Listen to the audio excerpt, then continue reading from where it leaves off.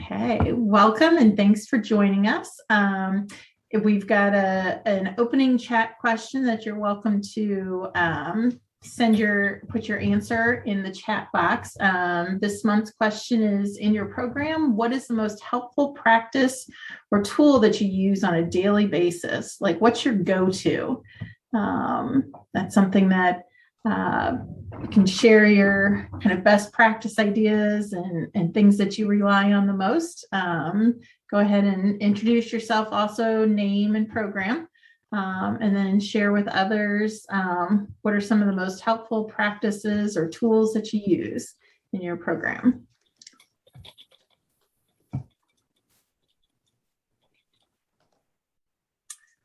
All right, so we are trying directors meetings a little differently this year than we did last year.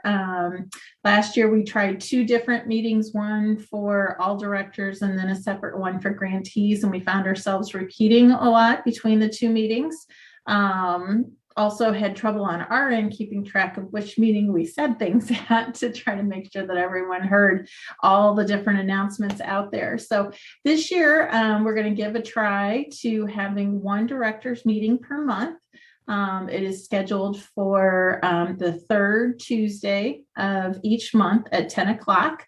We're going to try for the first 45 minutes or so to be relevant to all directors. Some months it might stretch over a little bit closer to 11, depending on how many of those general announcements we have. And then we'll finish up the last portion of the meeting specifically for the 21st century and SAC directors to hear any grantee specific information that might be needed. So we think on your end, especially if you're a grantee director, this could also help cut down on the number of meetings you have because you'll get it all in one set. Okay, so for our all directors meetings, we've got quite a few. It's been since June that we've had one of these. Plus, it's been a busy summer and a lot of things going on, especially in the child care and relief funds area. So we have quite a few announcements that we'll cover throughout this next section. We welcome questions either in the chat box, or you are welcome to unmute yourself and ask the question or share comments, especially when we're talking. Some of you who have been involved in the Office of Childhood discussions or the Child Care Advisory Group and or on the Mosaic Planning Committee, or have participated in a PLC so far. As we get into those sections, we welcome your comments and we welcome your personal experiences in these different areas. Okay, so kicking off, congratulations to the new Office of Childhood. This is something that was announced by the governor, possibly in December, possibly in January. I know it was sometime around that time, and the different state departments have been working toward this all throughout the year. So at the end of August, the Department of Health and Senior Services section for Child Care Regulation, the Early Childhood section of Social Services, so they're the ones that cover subsidy, and then DESE's Early Learning and Extended Learning all came together under a new Office of Childhood. And we've used this graphic before of after school having a foot in childcare and a foot in education as it came to the relief funds, helping at that point in time, the Department of Social Services and DESE recognize that while there's childcare relief on one side, we also need access to the education relief and vice versa. But I think that this is a nice opportunity for after school to have a larger presence in the child care side of things as different workforce initiatives are taking place. And at the federal level, there's a lot of attention to making childcare affordable. The after school portion of childcare needs those type of funds and assistance too. So within the new Office of Childhood, they have kind of reorganized how these units do their work, and have these 5 major groupings, in addition to an outreach and a finance unit within the departments that seem to maybe interact with other units in a different way. After school is within the new quality programs.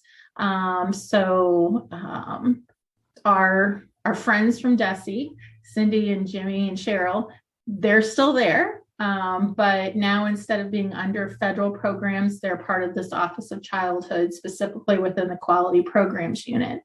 Some of the potential positives to come out of this reorganization is that there's an increased emphasis on having after-school voices at the table in what has been previously seen as early childhood issues.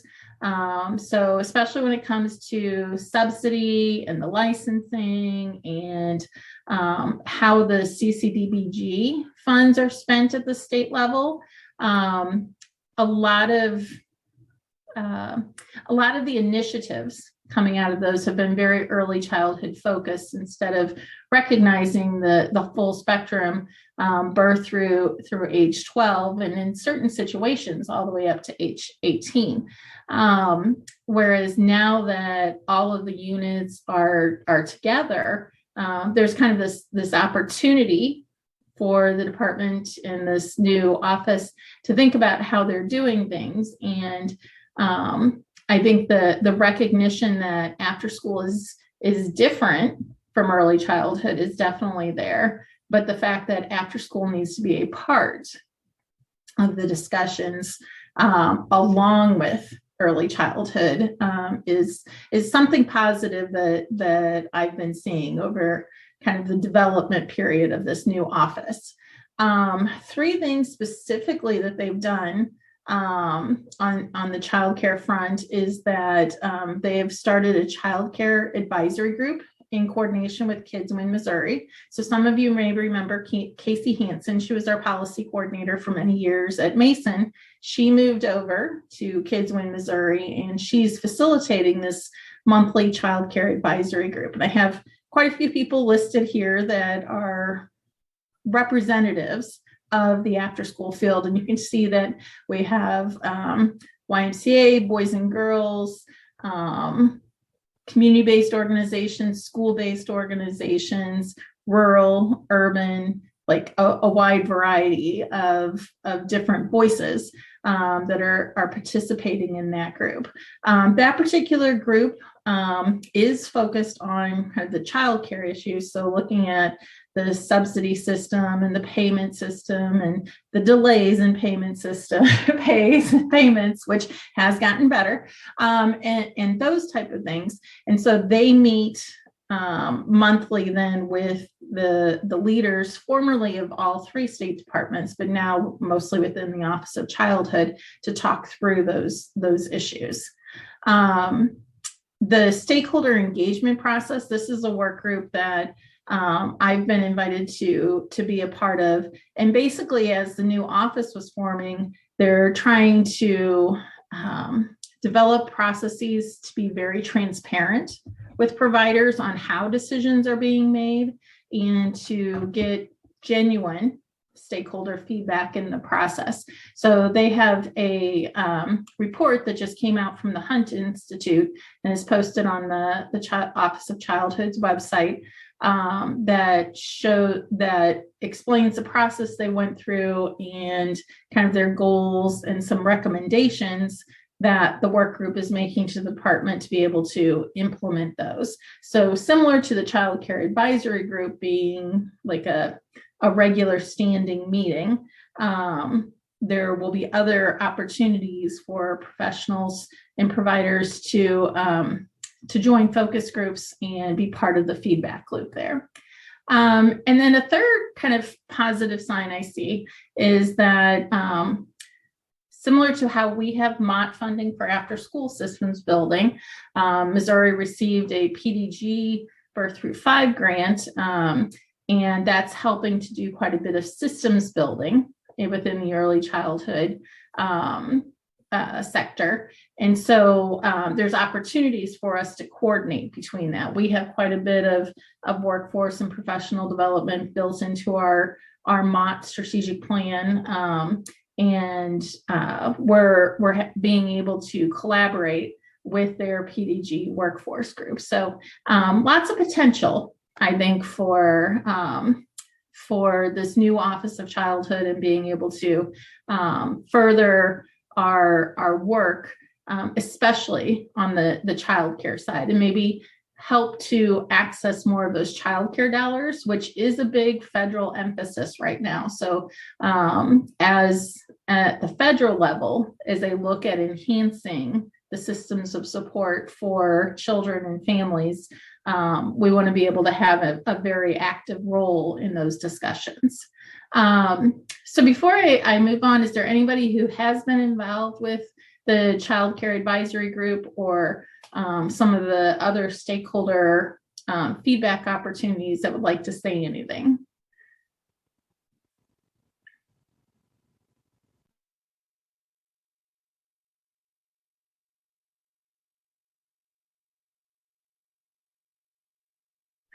Okay.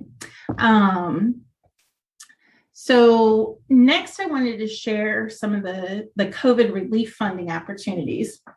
And these are housed on the Office of Childhood's Early Connections website. So being a part of DESE, they have a DESE website, and I think that one's been put in the chat box a couple times. Then they're also running as part of their PDG grant an earlyconnections.mo.gov website. And this one, they're able to update much quicker and have a lot more control over. And it's the location of their relief funding. And so thinking back to, we've got a foot in childcare and a foot in education. There's childcare relief dollars and there's education relief dollars. These four relief fundings are specific to the childcare side. So making sure that children have safe places to go, which all of our after school programs have that focus. All four of these opportunities are open to all programs, whether you're licensed or not licensed, whether you've taken subsidy or have never taken subsidy. They're meant to help stabilize the system of supports for families and children in the system. I think you would have to have a DVN, so you would have to have that documentation that you're an exempt program, or if you're licensed, you'll have a DVN. But otherwise, and the DVN is very easy to get with doing the documentation of being exempt. But otherwise, these programs are open to all programs serving children and families. There's four that are available right now on the Early Connections website. Non-traditional care. So if you've served children outside on weekends or after 7 p.m., then you might be eligible for that one. Paycheck protection is extremely flexible. We had a webinar, it's the bottom link, the tiny URL one, and on there several providers spoke about how basically they took their payroll for the period January through June and submitted that, and that it was quick and efficient and easy. And because it's based on capacity, we have many large programs in after school. Like, it was a significant chunk of money that was going to be able to help them to recover and keep their programs open. So please look into that one. Very flexible. Startup, expand, and enhance. This one includes changes that you might be considering making in order to become licensed. Maybe you're in an exempt program and you'd like to become licensed. You might want to look into that. Also expanding capacity. And then technical business assistance. If you've been thinking about doing some type of an enrollment system or different financial management system to be able to help you run the business more smoothly. Because even though we're in education, I mean, when it comes down to it, running an after-school program is like running a business. And so there's funds for that available. So these are 4 relief fund opportunities that are available right now. I encourage you to go to the Early Connections website and read about them. The terms of service are very detailed. There's also a brief description. And then if you'd like more in-depth information in a webinar form, we have our MASN webinar that we've done, and the Office of Childhood has their webinars that they've done also. So good opportunities. Pointing out paycheck protection, need to apply by 10/31, so October 31st. That was the one that several after-school providers have said was like worth it. So don't pass up that opportunity. Casey, your question about existing databases, I think that's a possibility because they're looking at providing that relief and support, but you would need to check out the terms and conditions. I haven't heard that specifically asked, but I think it's a possibility. Great. So any questions or comments about relief funding before we move on? Terry, I can offer that we did ask, we have an existing child enrollment system. And I asked if our maintenance fees, even though we've already started that up, could our maintenance fees be considered for funding? And it has something to do with subscription service versus not, but I would not rule it out just because you've already made the purchase. There's a possibility that your ongoing expenses could be covered. Great, thanks, Amy. Right, so definitely worth looking into.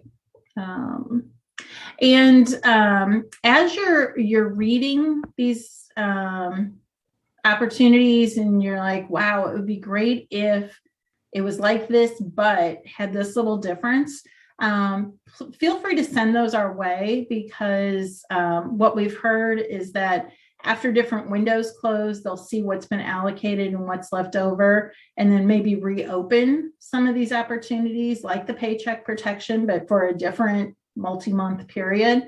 And so that would also be the opportunity to maybe tweak things a little bit and say, but if this change, or if it was applicable to these items also, it could be really helpful. So if you have thoughts like that, please send them our way, because we are trying to send those type of ideas and comments to the Office of Childhood when they come up for future relief cycles. Okay, so I'd like to turn it over to Brad now to talk about Mosaic. Yeah, thanks. So Terry, real quick before we go to Mosaic, Monty asked, how do we get access to the technical business assistance? So just the website? Right. On this earlyconnections.mo.gov website, there's 4 opportunities, and the technical business assistance is down here. And it's not necessarily TA, like calling someone and asking questions. It's more the funds that you can purchase, the business you need, business support you need. But if it is like TA type help that you would want, I haven't read it closely enough to know if you could purchase that also, but it's kind of intended for systems upgrades. And their example was that you couldn't buy computers for the kids to use, but if you needed a computer in the office for like the attendance person to use, and that could be something that's considered. So again, read the terms and services there.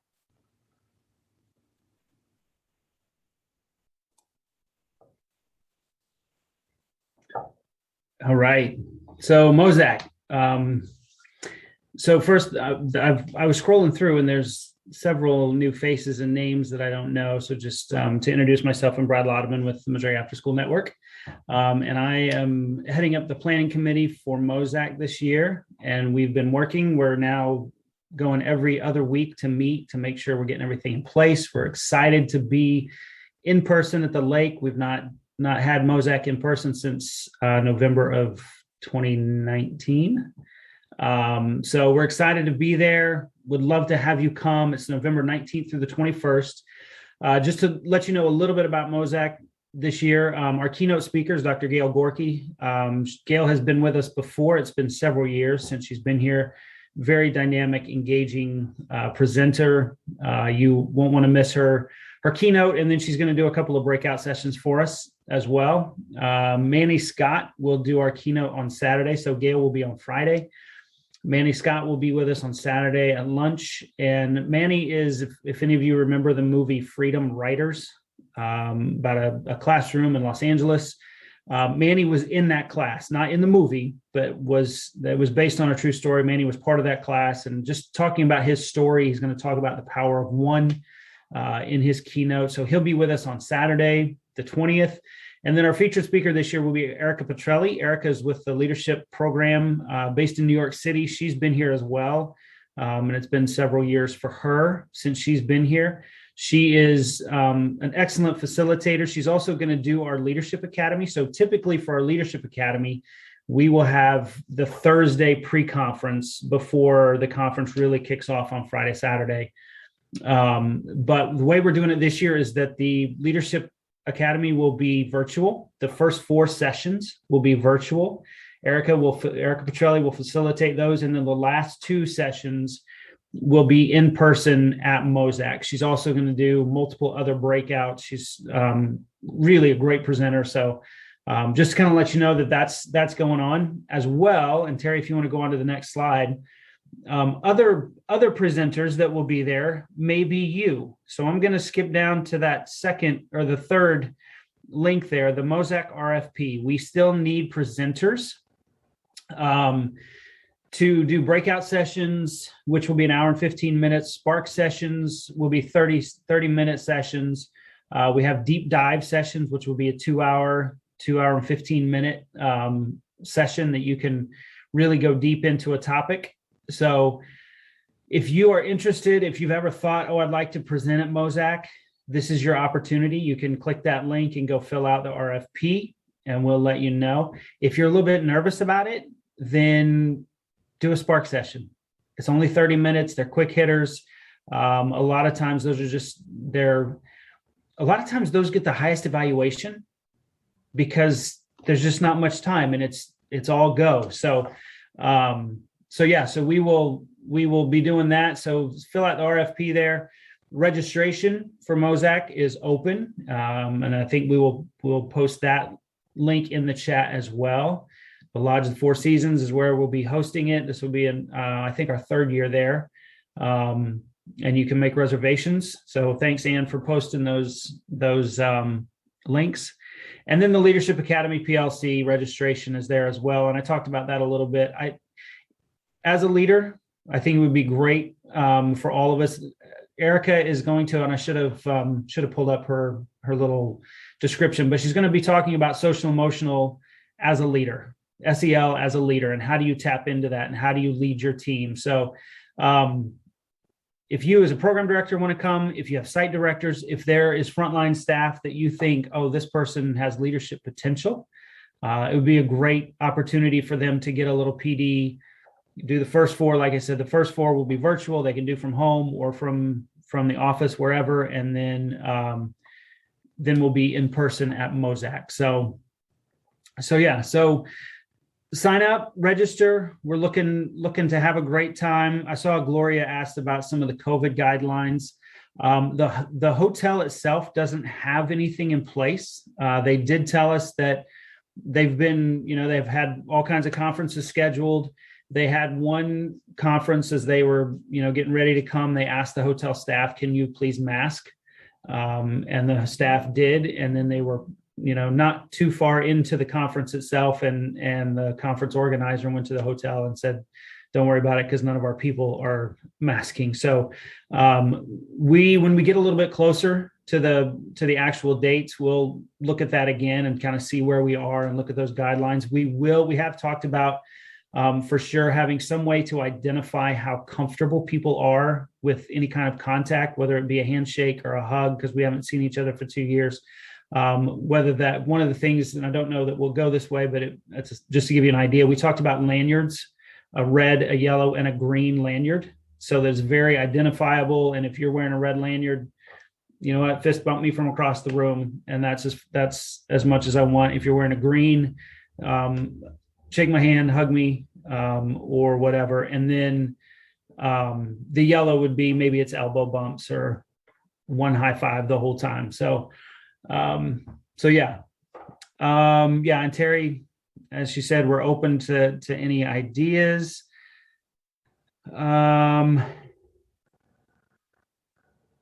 If you don't know about travel, we're having that actually, I just got an email this morning from the conference office about refunds, Tyler, to answer your question. I would wait a minute just to make sure. Don't wait too long, but we'll put something out. I'll get back in touch with Kate at the conference office, and we'll get all of that kind of solidified, how we're going to do it. And then we'll let you know. So, and then there was another question. Mark said something about hybrid. Amani asked about that, Brad. That's what I wanted to add. But if you didn't know, she had asked, is there going to be a hybrid option if they're not attending in-person events this year? Yeah, so we talked about doing that, maybe setting up in one room and having a virtual option just for whatever was in that room. But we decided that Mosaic will be in-person only, just from a logistical standpoint, to set up and to stream. And conference centers are not always known for having a great wireless signal. And we are offering lots of virtual professional development through this year with the Professional Learning Center or peer learning communities, with the CAPSA Symposium, with the STEM Symposium. We also have virtual professional development scheduled throughout the year for frontline staff and leadership, of course. So there will not be a hybrid option. There won't be a virtual option for Mosaic itself.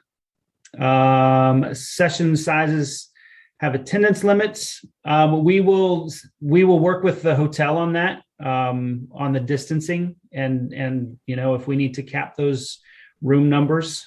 Terry, I saw you unmuted. Right. We have the option to set tables like less. Some conferences, like you're packed in there at like 10 people around. We've talked about like having less people at rounds and setting up the rooms with less chairs. So regardless of attendance, we're still planning like our broad array, I said that wrong, of workshop sessions. But depending on registration numbers, it probably will be less chairs in some of the rooms where space needs to be like that.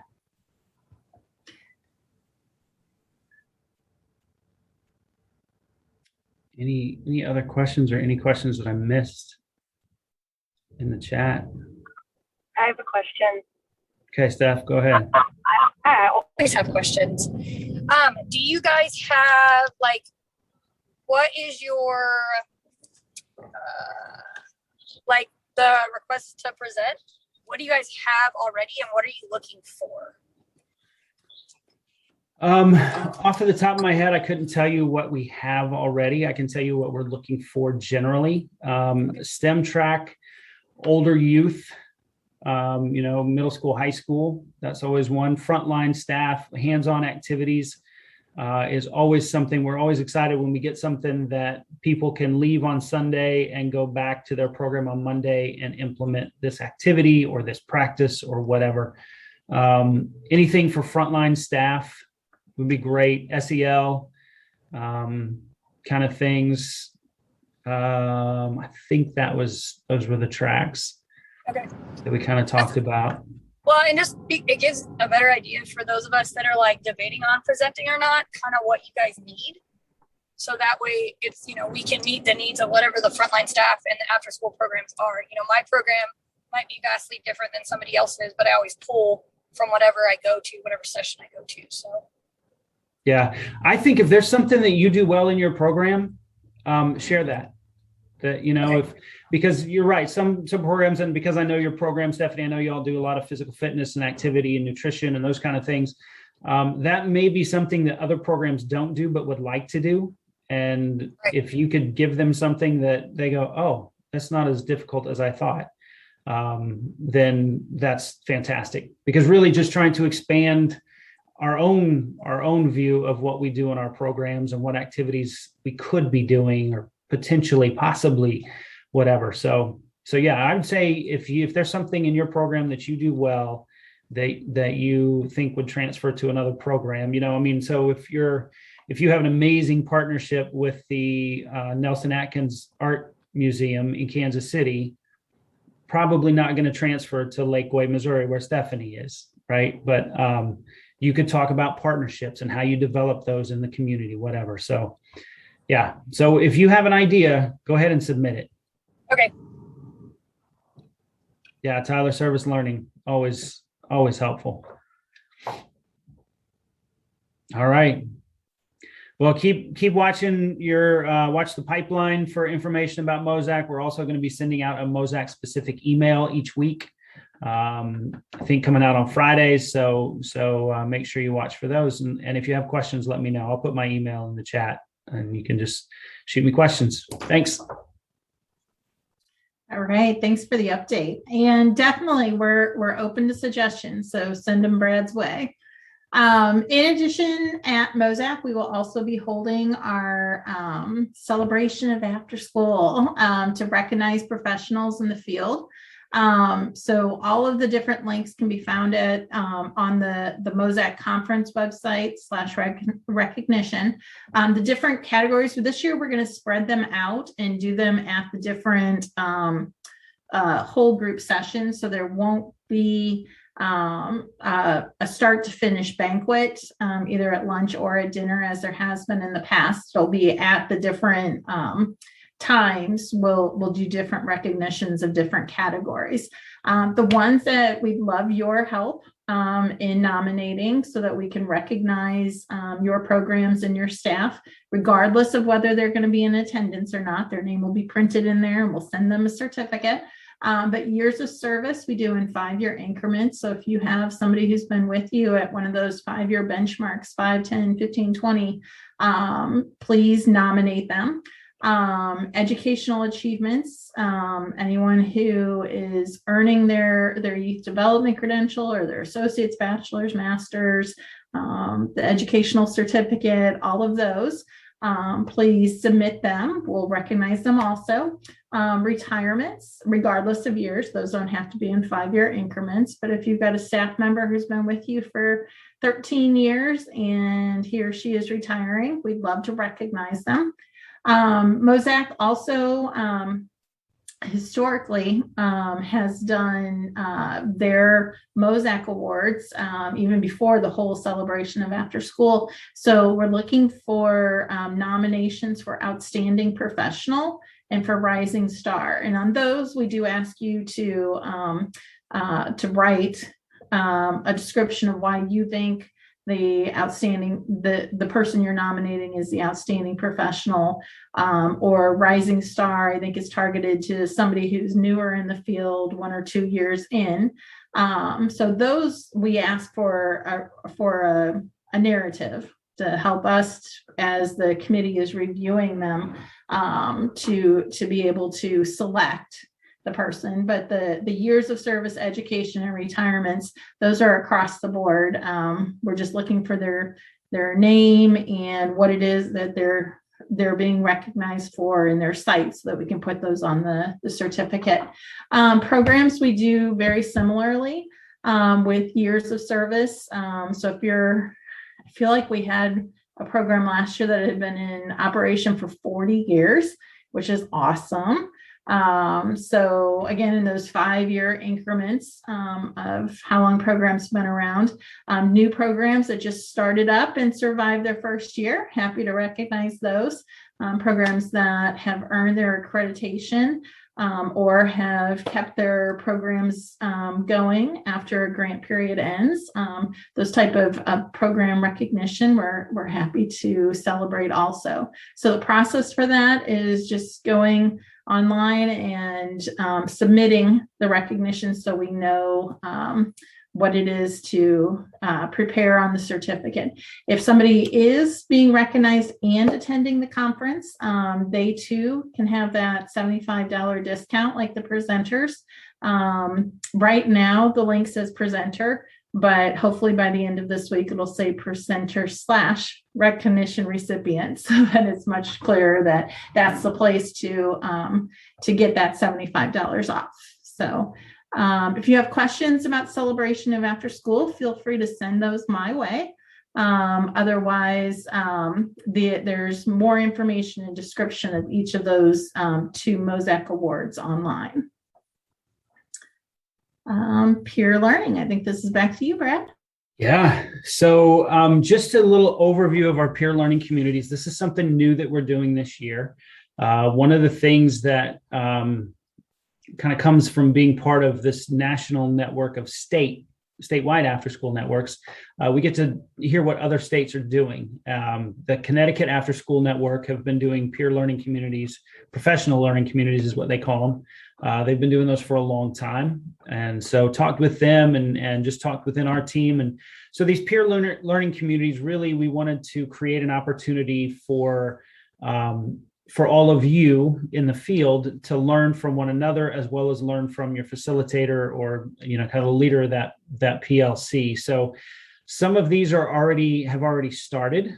Some of them are facilitated by MASN staff. Some are facilitated by people outside of our network. So like the Leadership PLC that I've already talked about, that will be part of Mosaic, Erica Petrelli will facilitate that. That actually starts next week. So if you or anybody on your staff, in your program are interested in that, please go ahead and sign up for that as soon as you can. So go ahead and get in. So I'm not going to talk too much about the Leadership PLC because I've already talked about it, but that's kind of an overview of what those PLCs are for. Another opportunity for you to learn from some leaders in the field, as well as learn from one another on some of these topics. So I'm going to pass it to Beth. I think Beth is on to talk about the Sustainable Selves PLC. Hey, so Sustainable Selves is to provide self-care support to after-school professionals so they are better equipped to provide positive social emotional learning experience for students. We've heard everyone's concerns and all of our stresses this year, so this is one way that we are kind of addressing that. We'll kick it off, this PLC at Mosaic, with the option to engage in 3 virtual sessions the following weeks. So if you were at Mosaic and you want to join us there, you're welcome to, and then join us again for those 3 additional weeks virtually. If you're unable to attend Mosaic, you're still welcome to join us for those 3 virtual weeks. So we have that accommodation of both in-person and virtual options. This leadership will be with Renee Miller Group, and the PLC will take an approach for stress management for adult learners to create an atmosphere that's hands-on learning. There's some kits and some activities to do as we all learn together to hold self-awareness as a core competency. So our next PLC is STEM, and I'll turn it over to talk about that one.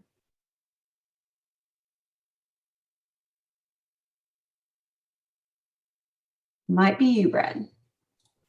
Might be. I was just going to look through and see if Lena's on. Lena was on, but I'm not sure that she's able to talk right now. So you can go ahead and do that. Okay. Yeah. So the STEM PLC has evolved a little bit. So the STEM PLC is one of the ones that has not started, like the Leadership, the Sustainable Selves. Those have not kicked off. The STEM PLC will it's pretty self-explanatory. It's going to be around STEM.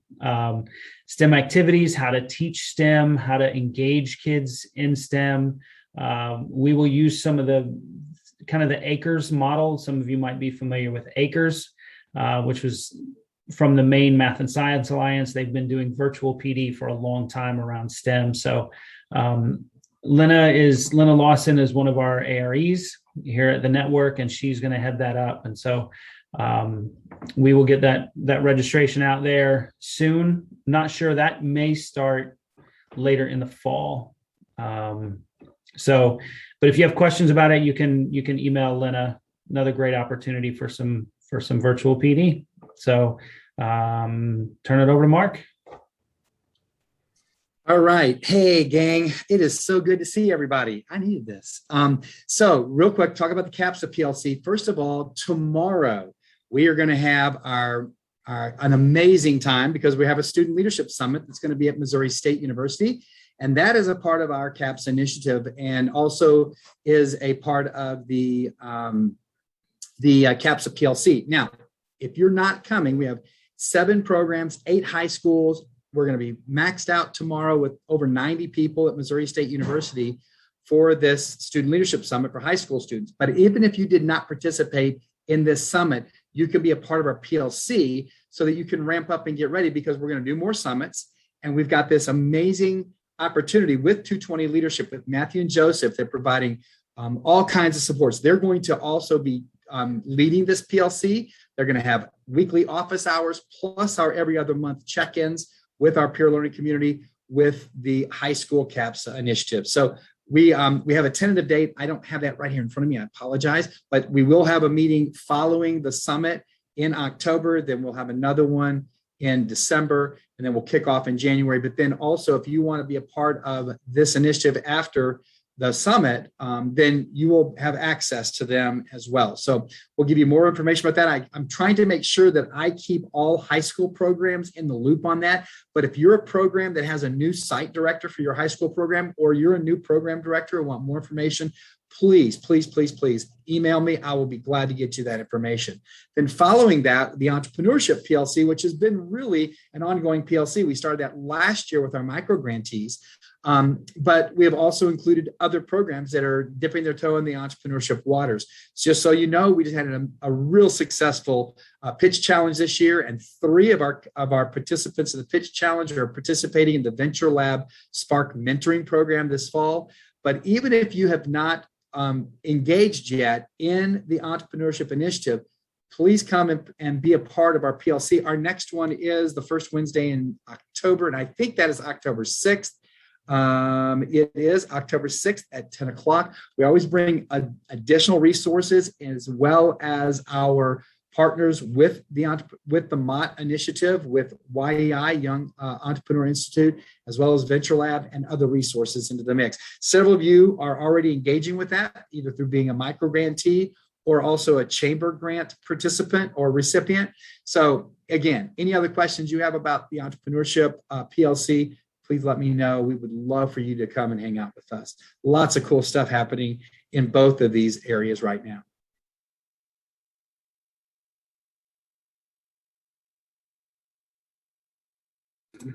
And then Mark, maybe can you, Natalie's on vacation this week. Could you chat about the ambassadors real quick? Thanks. I'm so grateful for my friend Natalie. She has done a fantastic job as our policy coordinator. And I don't know that you guys have officially met Mackenzie. So if you see Mackenzie Vaughn on here, we have our first Vista ever. So we're so excited. Mackenzie's our first one, helping us with our mapping project. And so we're very grateful to have Mackenzie on our team this year. But yeah, our ambassador, we have a wonderful new group of ambassadors, that ambassador cohort. They meet regularly. They've just gone through some training. And so that group is a group that is by application and selection. We have ongoing new ambassador cohort, as well as those that are emeritus, so to speak. They're former ambassadors. They're never a former ambassador. You're just an ambassador emeritus.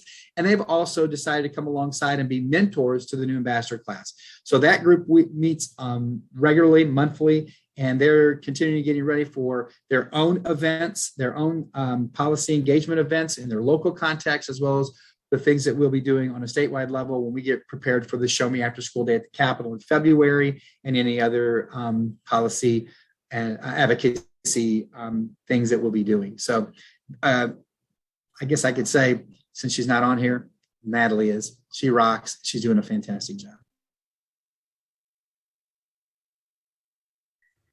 All right. So we hope you will take advantage of the professional learning communities, maybe for yourself.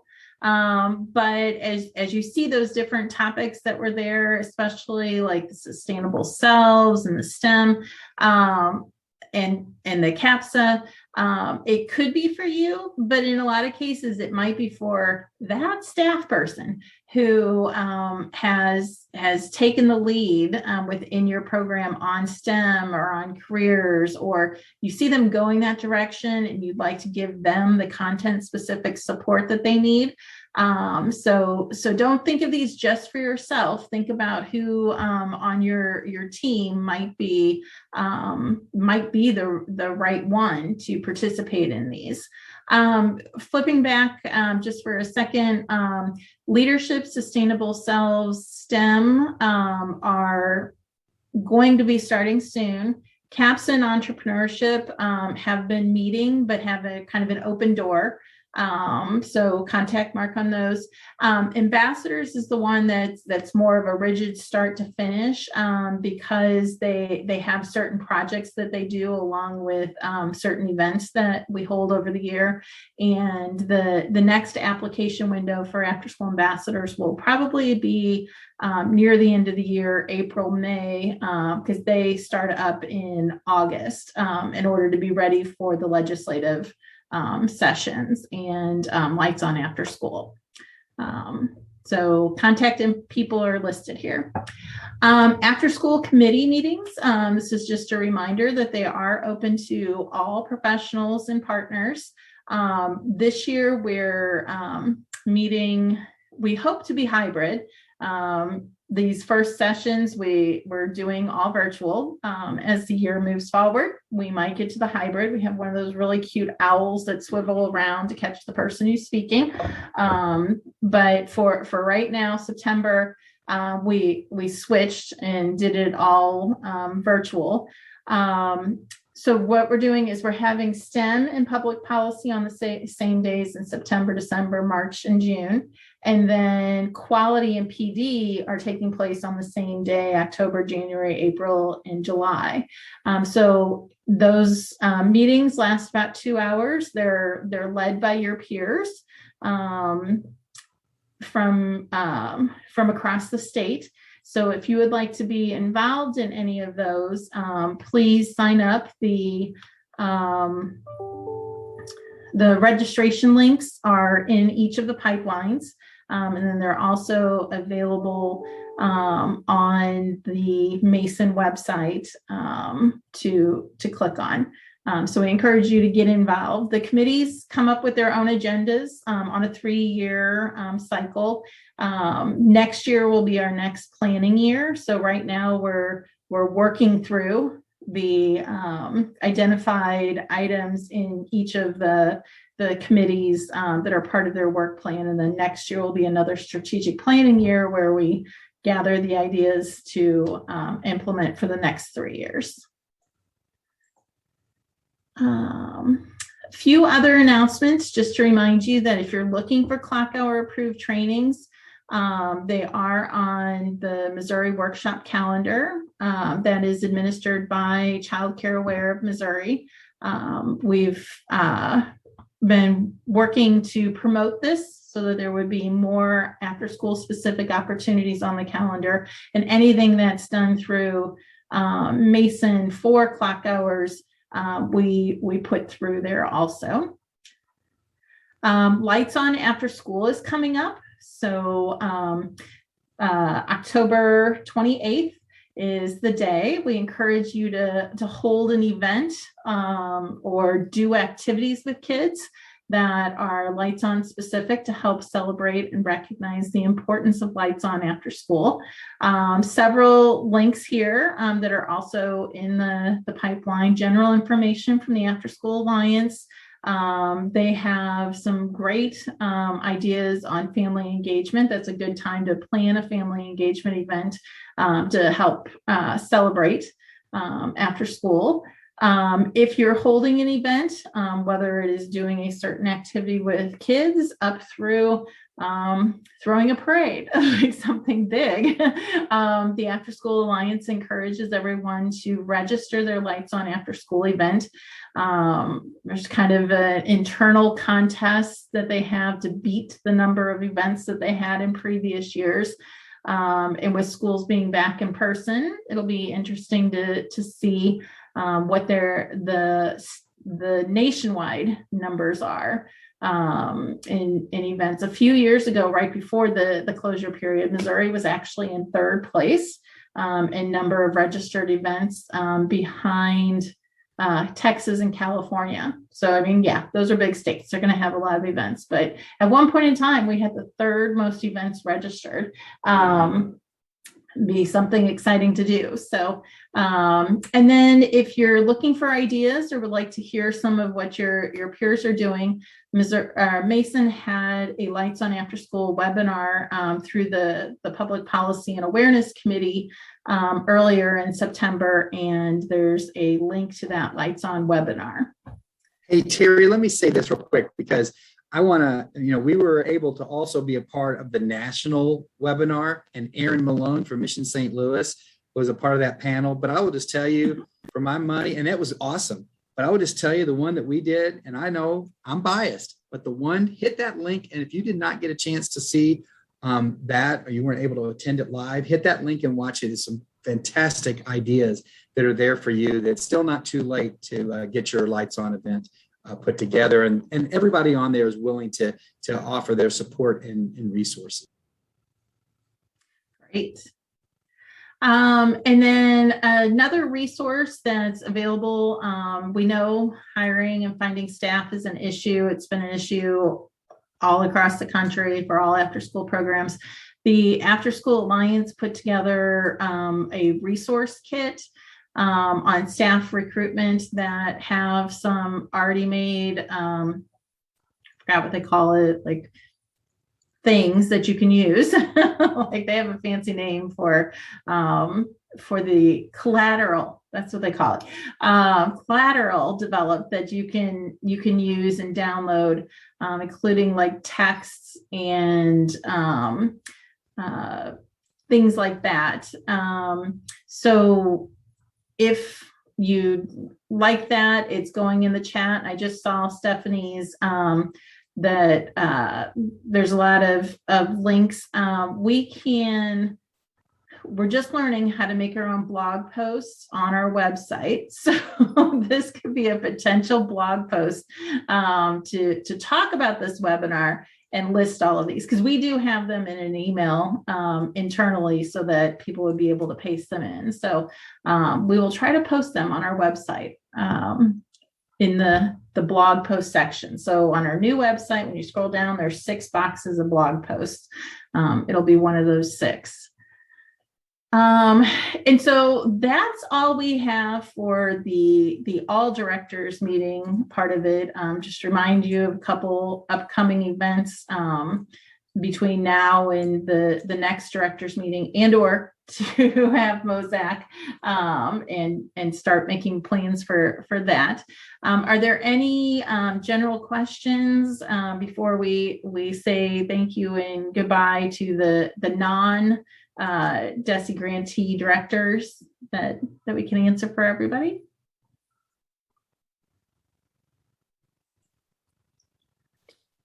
Hi, I just have a quick question, Terry, and I just saw where Jimmy was on, when we would get any information on the cohort 12, if we of when that comes out. Oh, you want me to talk, or? Oh, go ahead, Jimmy. Yeah. It is coming. This transition to this new office has put a lot of things behind. So we'll get it to you as quick as we possibly can, I promise. Sounds good, Jimmy.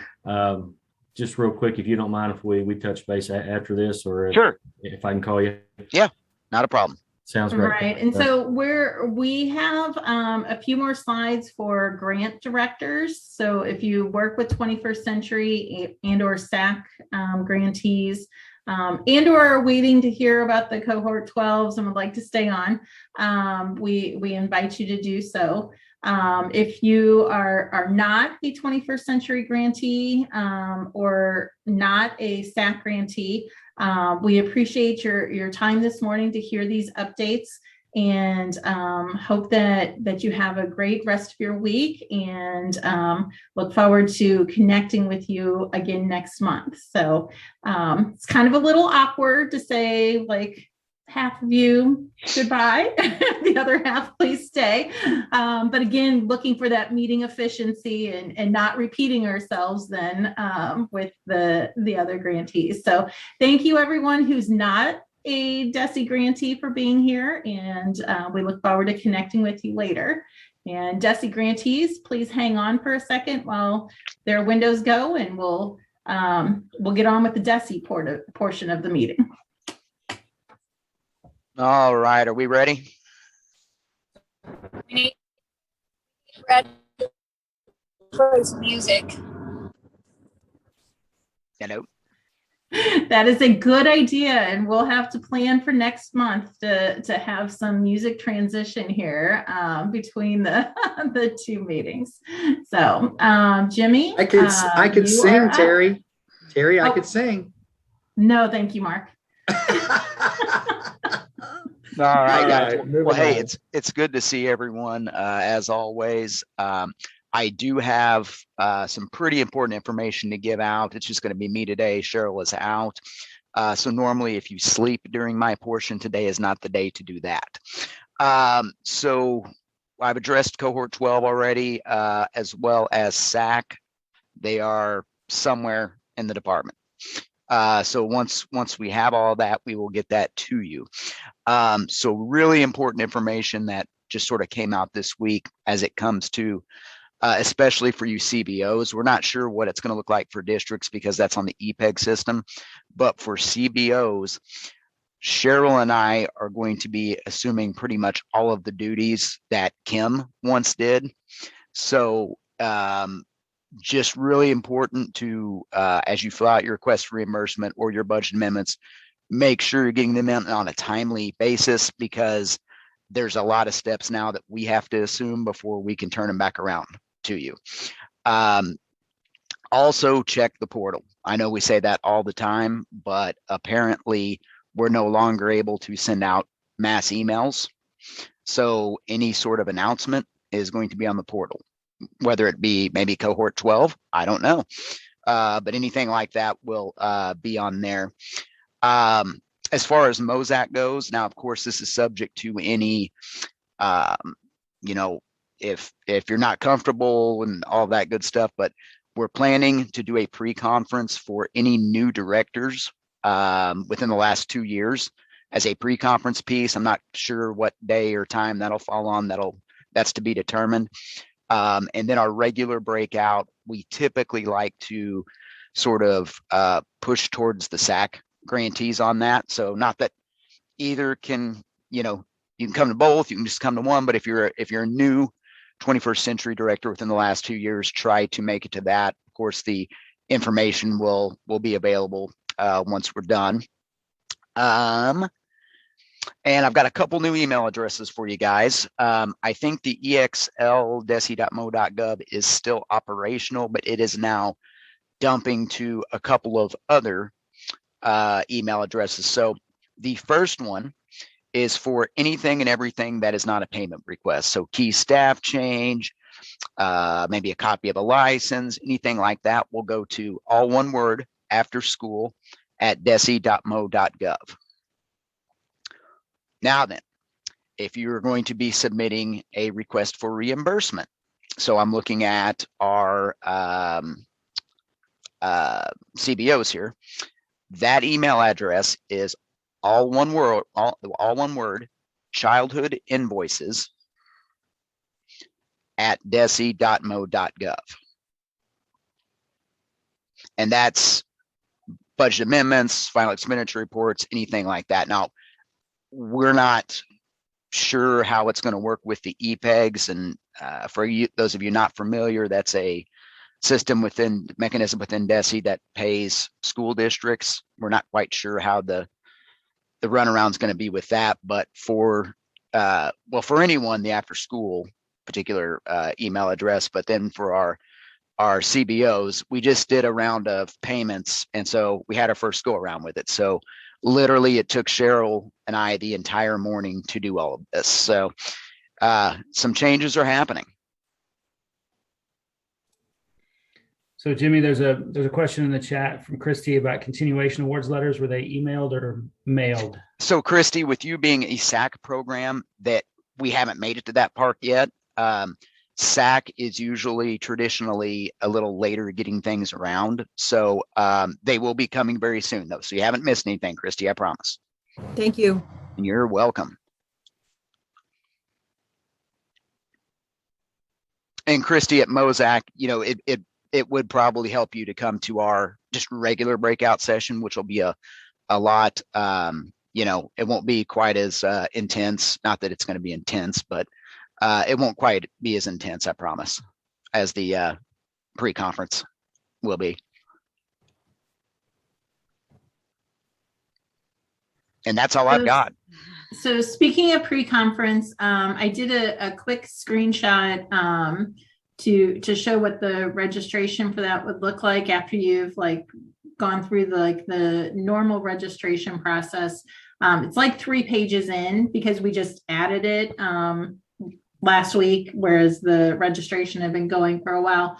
There'll be an opportunity to select the new grantee director pre-conference.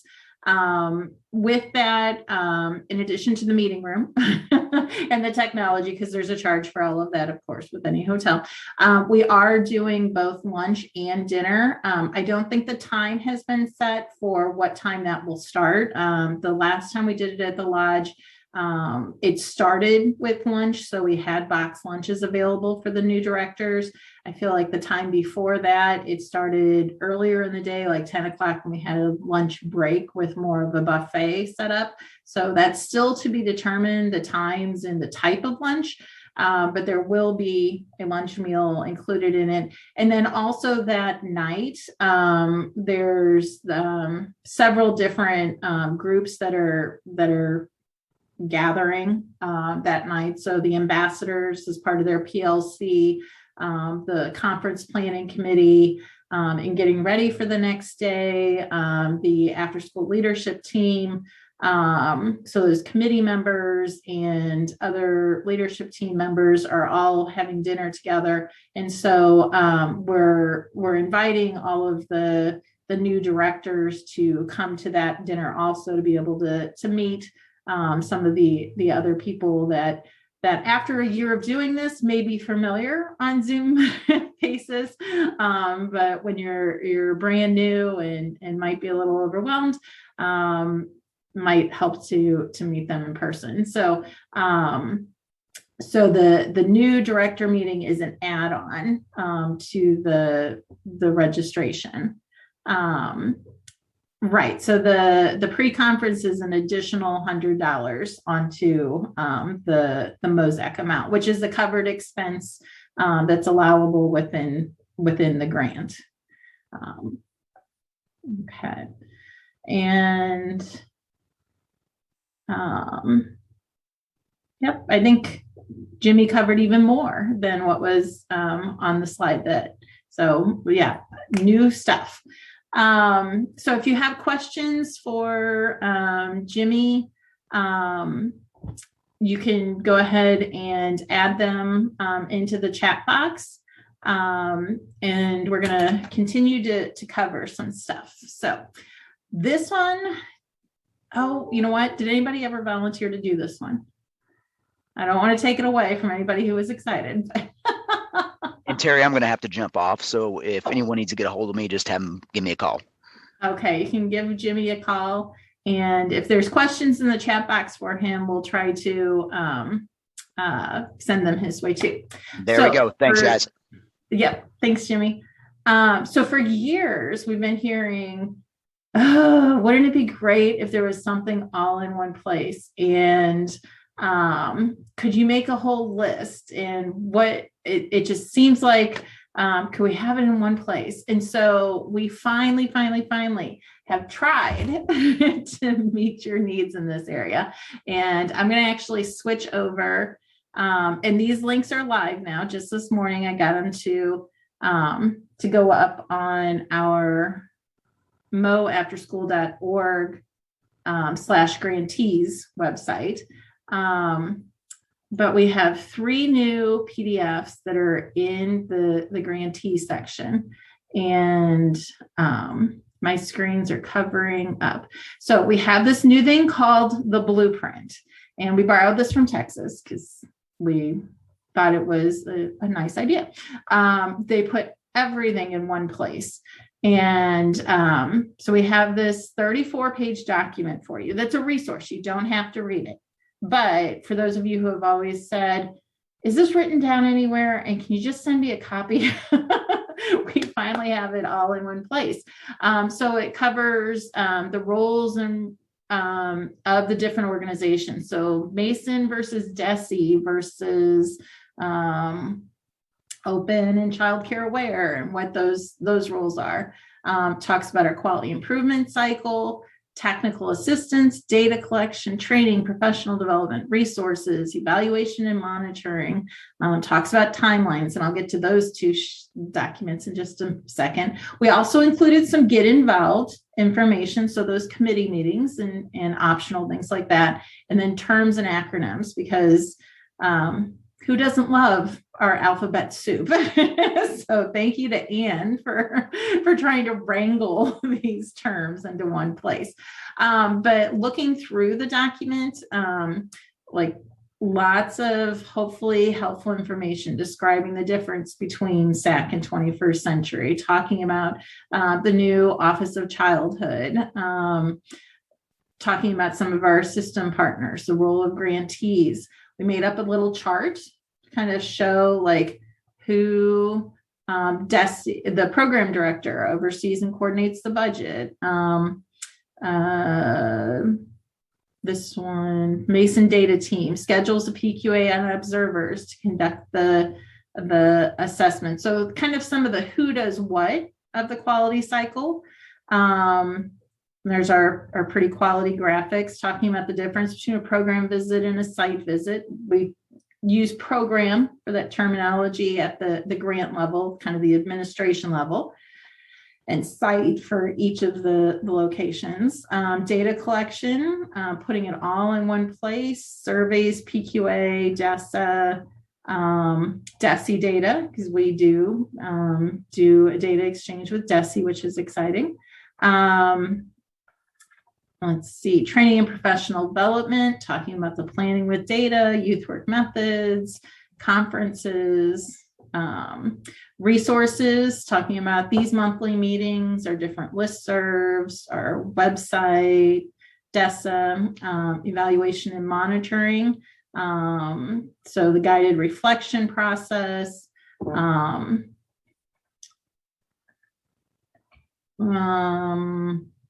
talking about some of the items that are in the rubric, like lesson plans and how they relate to tiered monitoring. That's a question we get a lot. Like, I'm doing this for tiered monitoring. Like, is it the same or is it different? And appreciate someone sent a suggestion. I think it was through Sandra Pratt, if she's your ARE, about whether we could look at even more coordination if somebody's having an on-site monitoring visit. Would they need to send in their additional documentation? No decision on that. Still have to have the meeting with DESE, but it's a great idea. So if you have great ideas or like things that would make sense to you, feel free to call us, send it to us, send it up through your ARE. Any of that is fine, because like you guys have great ideas and we're open to them. The timelines I'll show you in a second. Get involved talks about different ways that you or your staff could get involved. And then, as I mentioned, a really detailed list of like, what is LEA and what is a MOPDID and what is MWC, the Missouri Workshop Calendar. So all those initials that you'll see all over the place, it explains them. Oh, I didn't go to the right screen. So another thing we have for you is our grantee timeline. And we've done this 11 by 17 chart before. This one is printable 8.5 by 11, and it tries to capture everything as far as kind of the flow for the year. And we put some of the get involves on here. So the committee meetings, if you'd like to, completely optional. And we tried to add DESE's monitoring to it as far as like where the continuation report falls, which I need to correct that. Right now we have it 3 months. And as you guys know, you don't get 3 months to do the continuation report. But that's a graphic design thing I can't fix myself. And then hopefully it switched over to the spreadsheet looking view. Now, this is something that I know it's one of those, like, be careful what you ask for. There's been the question, like, could we have all of the dates just in one place, like the kids care and the surveys and everything. So we tried to put everything we could think of in one place.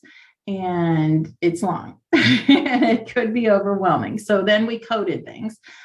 So which things are grantee specific, which things are open to all programs, like the high school leadership summit that Mark was mentioning. Of course, you guys are invited in your youth, but it is technically open to all programs. And then which things are optional. So even though this optional column is important, even though there's a lot of items on this potential list, a lot of them are optional.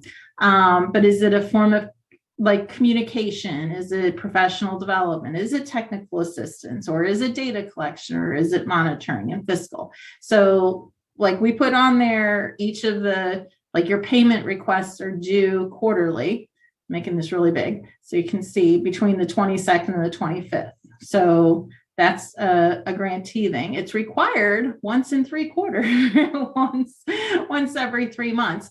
But we tried to put every single thing we could find onto this one list, which when you look at it, yes, you will feel overwhelmed, because we feel overwhelmed looking at it also. But take into account that not all of it is just for grantees. Not all of it is required. And once we get the Excel version posted somewhere, right, as of today, it's just the PDF version.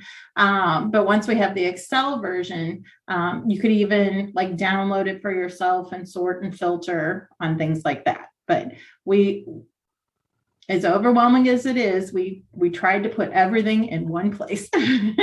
So there's 6 pages of potential dates.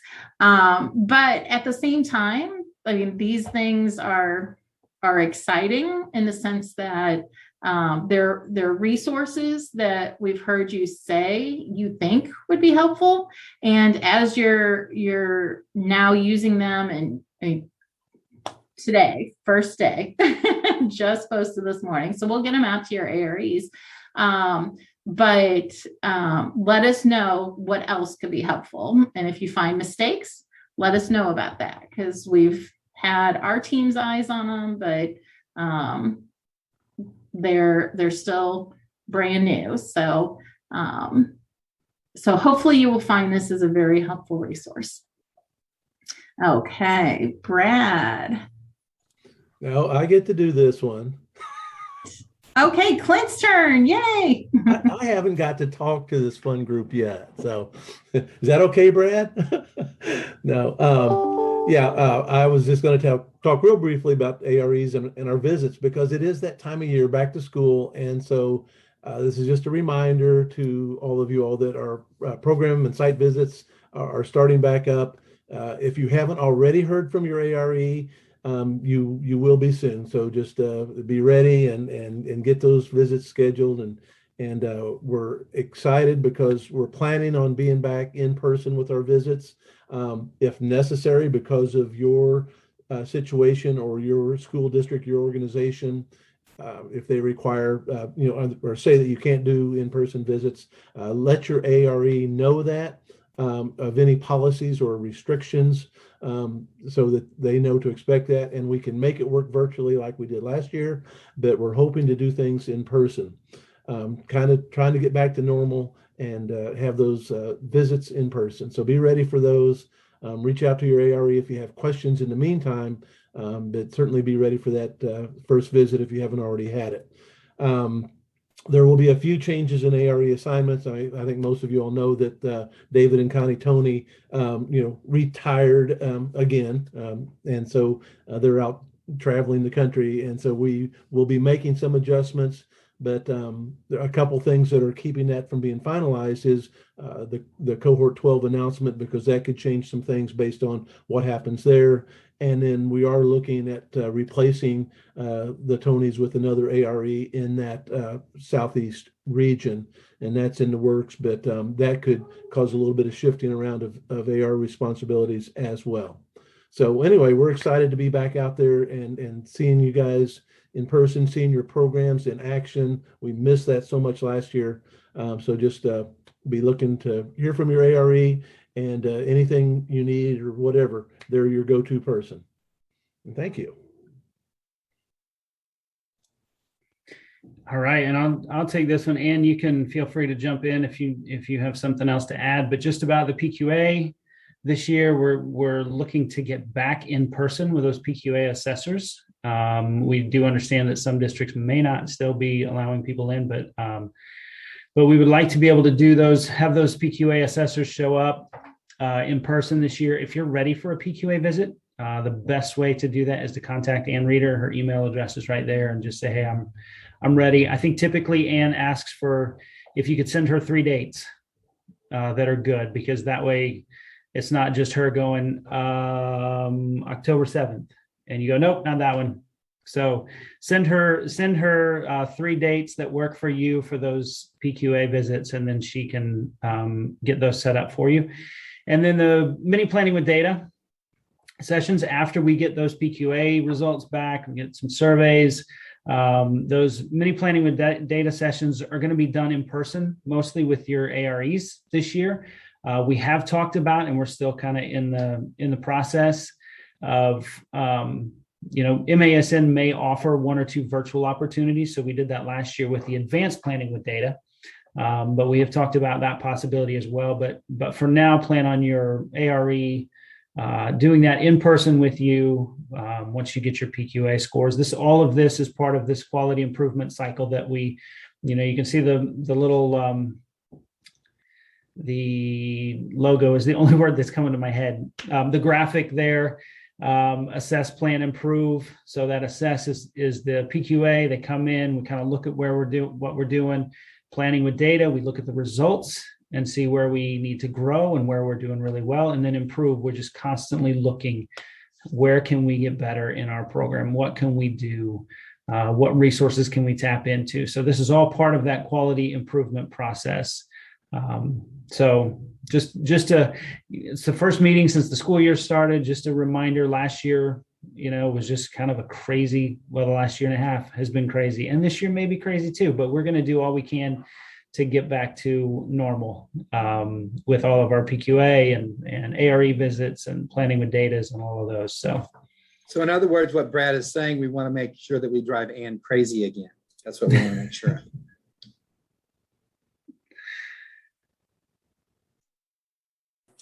Can I, if you're unsure if your school will let somebody come in, just reach out to me, because we can find out another way to get your assessment done or push it back a few months. If you're like, he had come in October, but maybe in December. So we can be flexible too, but our goal is to do on-site observations this year. And we will follow any protocols. I am basically encouraging all assessors to wear masks. Even if your school says no masks, they might still be wearing a mask. So we will follow all protocols as your district outlines. And that would be the same. That'd be the same for the ARE visits as well. Whatever the district or the organization has in place, we'll follow those protocols, the same as the PQA assessors. Great. And Alicia, are you unable to mute or able to mute? Yeah, I'm here. So the surveys should be in the emails. If you did not receive one in the last 45 minutes to an hour or so, shoot me or Jason an email and let us know so we can make sure you get that survey. It's a really short one this time. Shouldn't take very long at all to just get the updated information. It's really important to make sure that we know who we're sending things to, because then we find out, months and months later, well, I never got that, or I never heard anything about it. It's the first time I've ever heard of it. This one right here, this survey will really help out a lot with that. Make sure we have the right people that we're getting a hold of. And then just some of the due dates coming up, the program set up due by the end of September, attendance due by the end of September. So that's right around the corner. And again, if there's any questions or if you need any help or walkthroughs with any of that, you can get a hold of me or Jason.